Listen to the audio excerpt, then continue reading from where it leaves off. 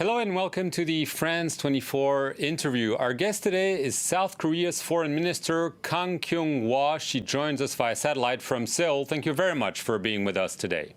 Thank you for having me. Mrs. Minister, South Korea has earned plaudits from around the globe for its tackling of the coronavirus pandemic. The number of infections dropped from 900 a day in late February to less than 30 per day. This without imposing any lockdowns and even holding legislative elections this week. What has South Korea done differently? Let me first begin by expressing my solidarity and appreciation for all the medical staff and the frontline workers who are fighting this unprecedented health challenge around the world. I think the work has been remarkably valiant, but also very difficult, and that has certainly been the case in our country as well. My heartfelt sympathies to the victims and the families who've suddenly lost loved ones in this crisis. Governments are fighting this around the world, and so as government, our solidarity with the governments in the midst of this.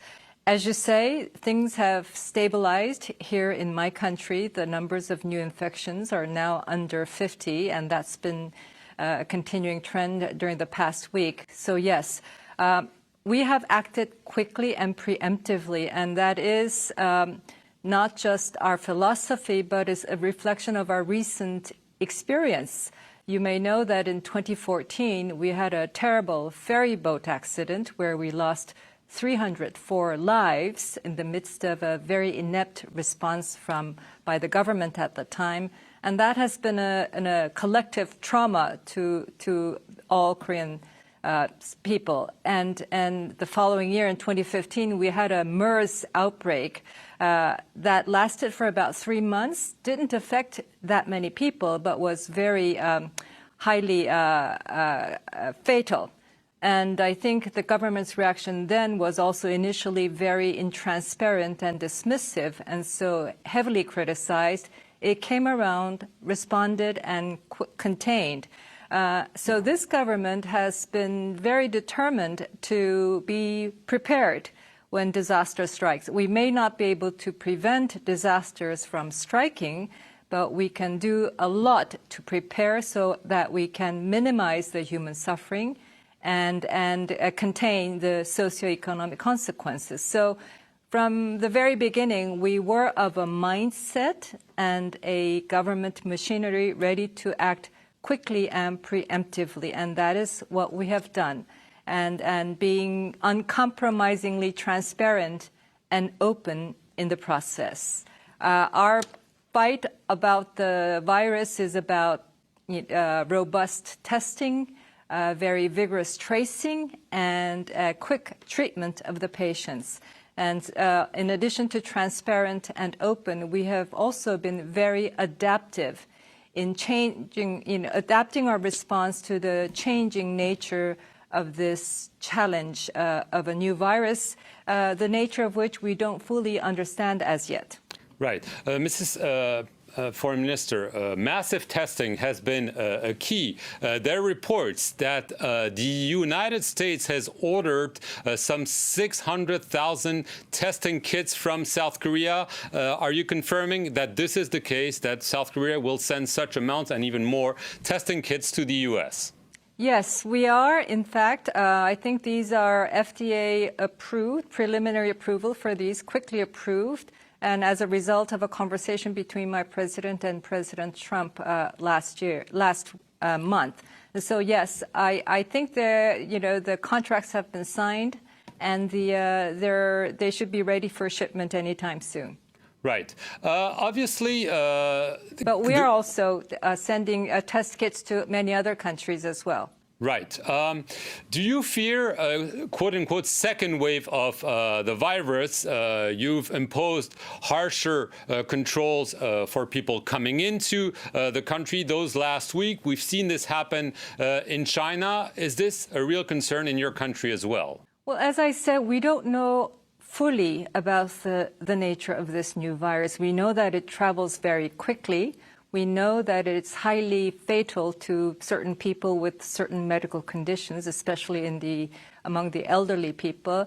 But what we are discovering these days is that those fully cured and released, many of them have been found to test positive a few days after. And so now, we are learning that there's a lot more that we need to learn about how the virus travels, in addition to the need to find cures and vaccines. The nature of the virus, a lot of uncertainties surrounding that, but also, as you say, now we have many cases found among recent travelers that have come back to the country from overseas travel. And yes, and so this is a global challenge. It is not enough that we contain the disease inside the country. This is a challenge that we have to overcome together as a global community.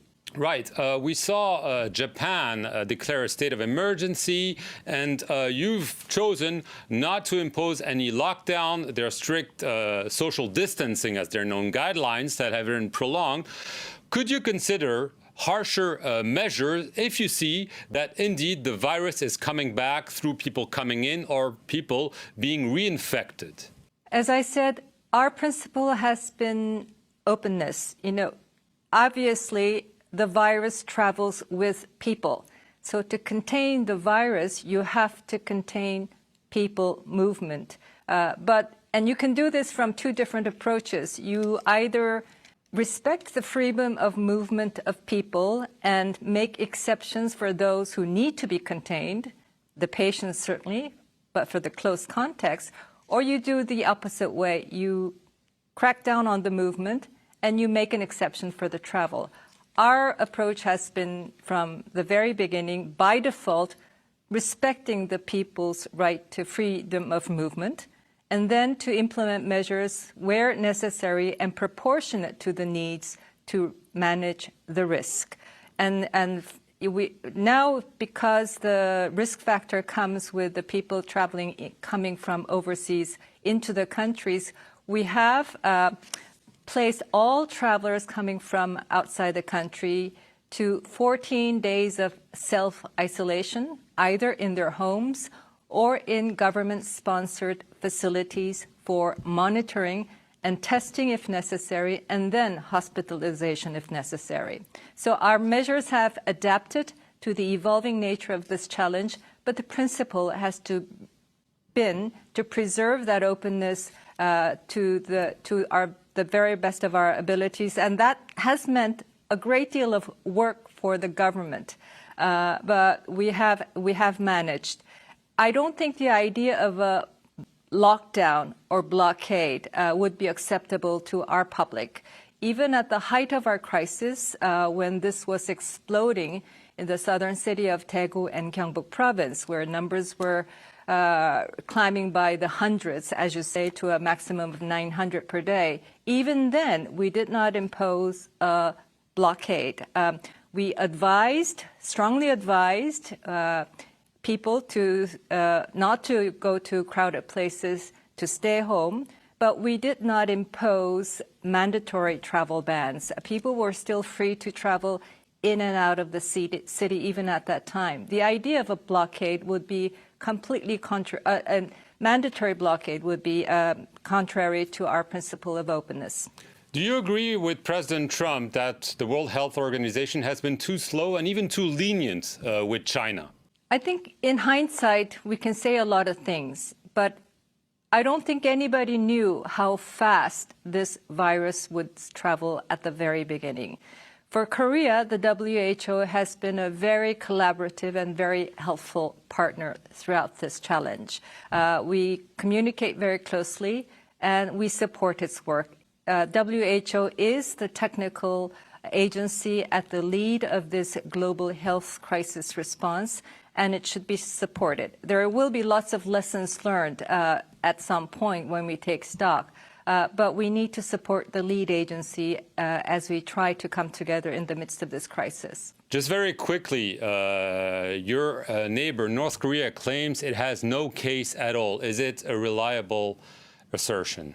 That is its official position. I think we need to take that with some grain of salt. Foreign Minister Kang Kyung-hwa, thank you very much for being with us here on France24 from Seoul and telling us about how your country is fighting coronavirus. Thank you for watching this interview.